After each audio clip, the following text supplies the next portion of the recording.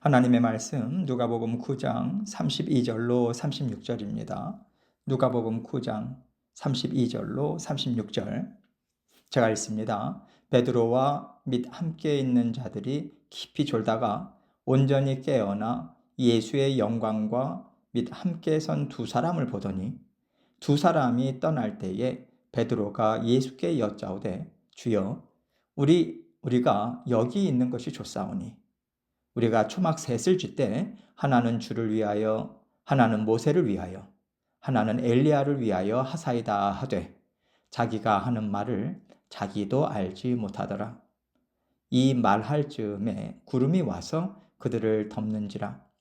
구름 속으로 들어갈 때에 그들이 무서워하더니 구름 속에서 소리가 나서 이르되 이는 나의 아들 곧 택함을 받은 자니 너희는 그의 말을 들으라 하고 소리가 그침에 오직 예수만 보이더라.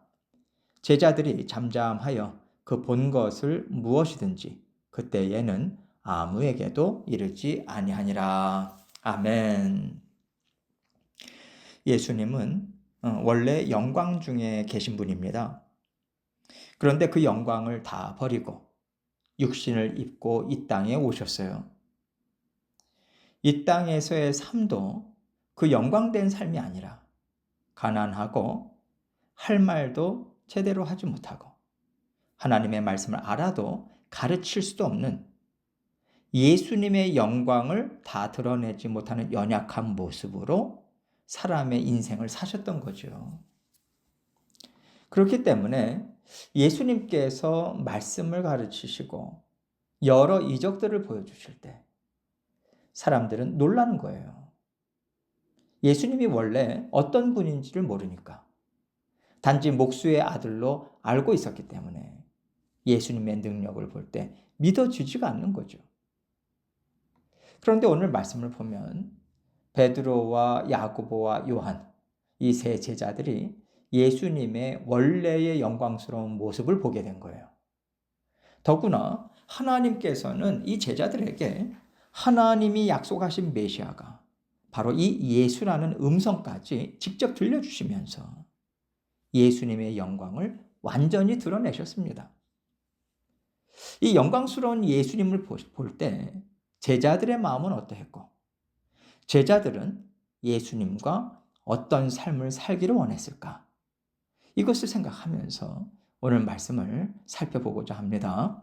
32절로 33절입니다.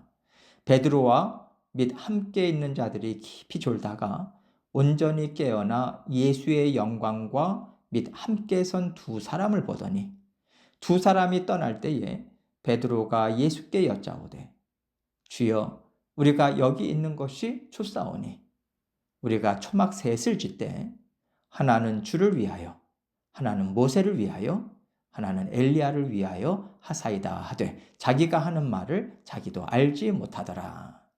세 명의 제자들이 예수님과 함께 기도하러 갔는데 예수님의 기도가 길어지니까 그들은 기도하다가요 잠을 못 이기고 깜빡 잠이 들었던 거예요.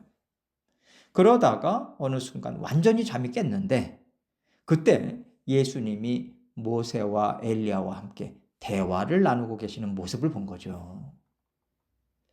이때의 모세와 엘리야의 모습을 어떻게 생각해야 하냐면요. 하나님의 자녀들이 하나님과 함께 살 때는 영화롭게 바뀝니다. 이 땅에서 살 때처럼 사람의 몸도 아니고요. 그렇다고 해서 영만 있는 상태도 아니에요. 정확히 알지는 못하지만 영화롭고 거룩하고 완전한 생명을 가진 생명체인 거예요. 모세도 엘리야도 그렇게 하나님과 함께 살고 있는 것이고 성자 예수님도 함께 살고 계셨겠죠.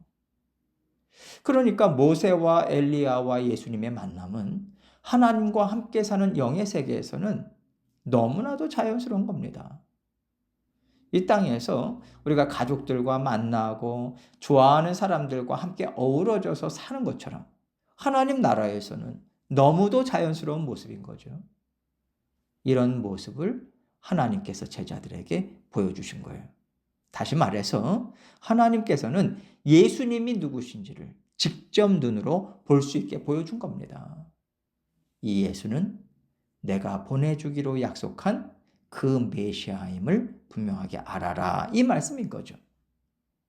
그런데 이때 하나님께서 이런 모습을 보여주심을 통해서 제자들은요, 하나님께서 이 예수님과 함께 이 땅에서 이루실 일이 바로 이 영광스러운 일이겠구나. 하나님이 메시아로서 모세와 엘리야와 빛나는 광채 속에서 만남을 갖는 분이라면 이 땅에서 우리와 함께 이루어갈 이스라엘 나라, 하나님 나라가 얼마나 영광스럽겠는가. 이렇게 이 땅의 영광을 꿈꾸게 된 거예요. 그래서 한껏 부푼 심정으로 베드로는요, 초막 셋을 짓되 하나는 주를 위하여, 하나는 모세를 위하여, 하나는 엘리야를 위하여 하사이다, 이렇게 말한 겁니다.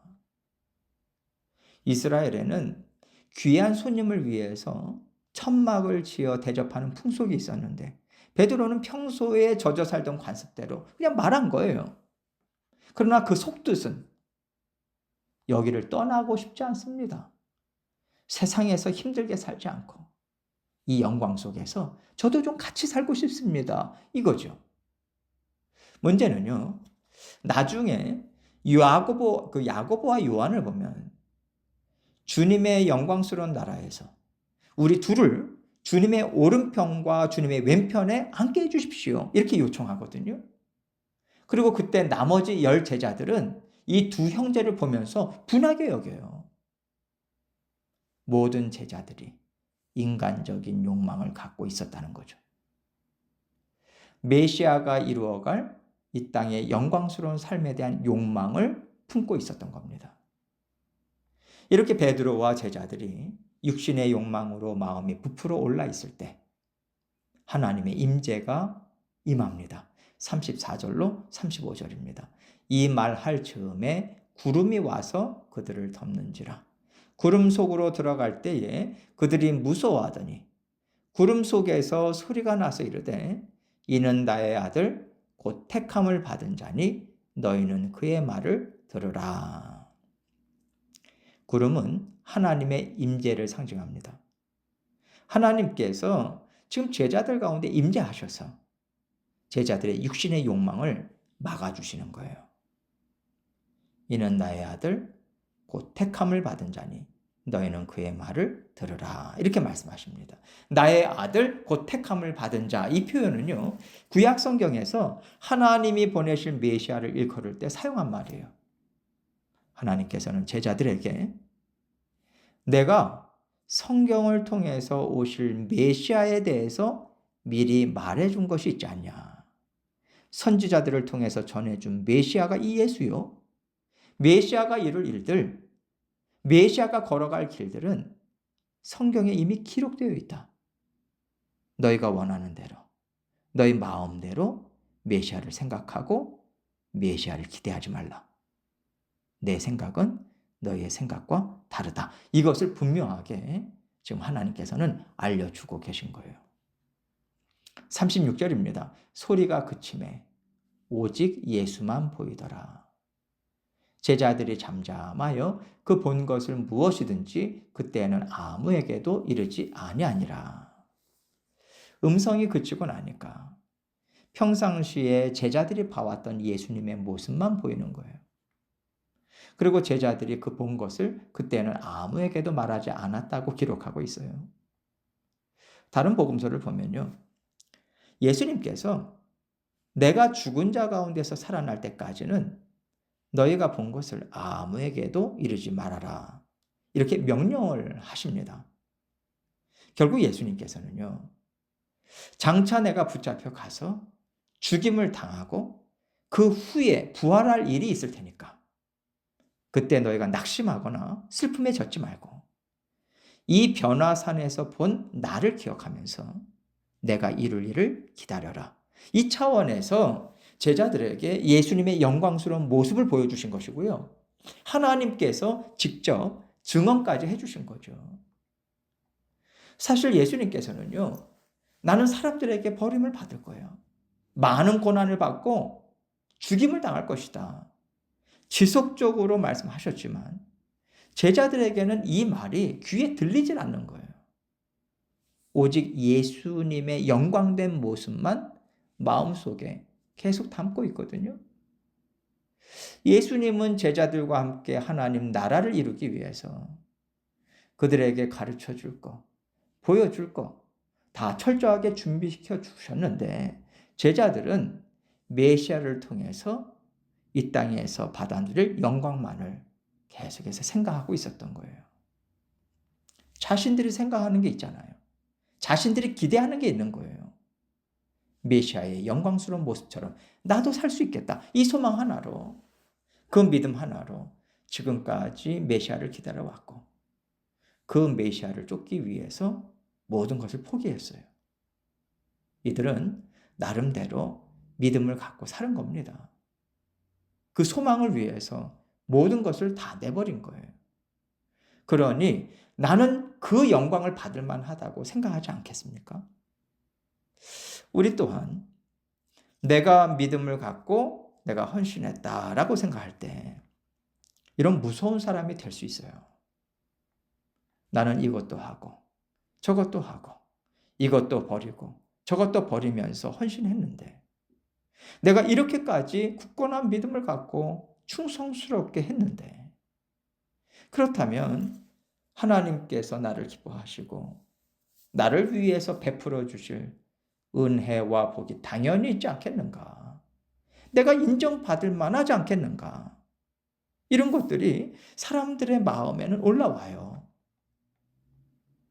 우리가 믿음이라고 생각하고 하나님을 사랑한다고 생각하고 하나님의 나라를 위해서 헌신한다고 생각하면서 어쩌면 제자들처럼 이 땅의 영광에 참여하는 것, 이 땅의 영광 속에서 사는 것을 우리 자신도 모르게 기대할 수 있습니다. 사실은 기대하고 있다고 봐야죠. 이게 육신의 욕망이거든요. 모든 사람에게 다 있는 죄성이에요. 예외 없이 다 있습니다. 강한 사람이 있고 약한 사람이 있고 미처 깨닫지 못하는 사람이 있고 또 깨닫는 사람이 있는 그런 정도의 차이가 있을 뿐입니다. 육신의 욕망이 우리에게 있는데 알지 못하니까 나는 충성스럽고 나는 믿음이 좋은 사람이다 라고 생각하면서 사는 거죠. 그래서 예수님께서 계속해서 말씀을 주시는 거예요. 내가 가는 길은 그것이 아니다. 그 길이 아니다. 너희는 나와 함께 고난에 참여함으로 하나님 나라가 무엇인지를 깨닫게 될 것이고 내 제자가 되어서 진정한 제자가 되어서 하나님 나라를 이루어가는데 참여하게 될 것이다. 사실 예수님은 우리에게 계속해서 이 말씀을 주고 계세요. 그런데 우리가 잘 듣지를 않죠. 듣기가 싫으니까. 그래서 우리는요, 예수 그리스도의 제자된 삶이 무엇인가? 복음의 능력이 무엇인가? 이것을 생각할 때 너무 내가 원하는 쪽으로 이 땅에서 누리는 것으로 끌어당겨서 이것만을 붙잡고 부르짖지 말아야 됩니다. 우리가 정말 조심해야 되는 일인 거죠. 우리에게 주님을 따를 때 고난이 있을 수 있습니다. 어려움이 있을 수 있는데 이상하게 여기지 마시고요. 이 일을 통해서 하나님을 더욱더 깊이 깨달아 알게 하시는구나. 이 생각으로 마음과 생각을 다스리시고 꾸준히 또 꿋꿋이 예수 그리스도의 뒤를 쫓는 제자된 삶을 살아가시는 저와 여러분이 되시기를 주님의 이름으로 축원합니다.